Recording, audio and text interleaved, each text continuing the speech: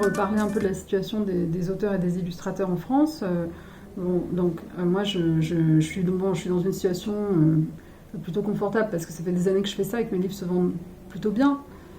Mais en réalité, la plupart des gens qui font ce métier le font dans des conditions qui sont extrêmement difficiles. Il y a un rapport qui a été rendu, qui avait été commandé par le gouvernement, qui s'appelle le rapport Racine, qui a été rendu, il me semble, maintenant il y a 2 ou 3 ans.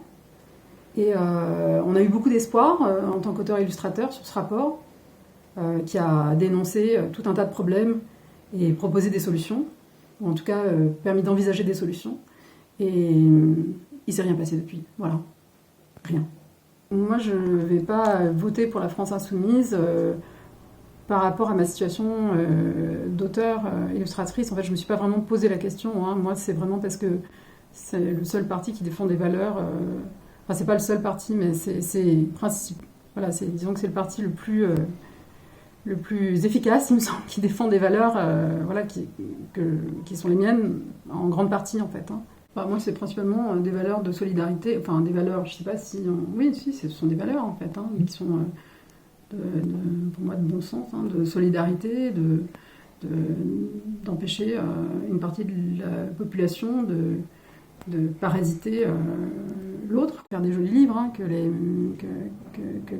ces groupes investissent dans des maisons d'édition et rachètent des maisons d'édition. Alors déjà, moi, bizarrement, dans mon entourage, j'essaye de convaincre les gens, mais j'ai pas trop besoin parce que tout le monde va voter pour Mélenchon. Même des gens dont j'aurais jamais cru qui voteraient pour Mélenchon. Donc ça me...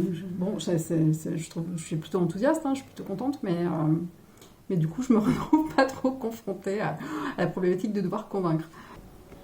Je sais pas, moi je pense qu'il faut vraiment qu'on retrouve de l'espoir, en fait, parce que la situation, elle est vraiment dure, là, pour beaucoup de gens, en fait. Je sais pas qui est heureux de la situation dans laquelle on se trouve actuellement. Sans doute, il y a des gens, mais je les connais pas, en fait.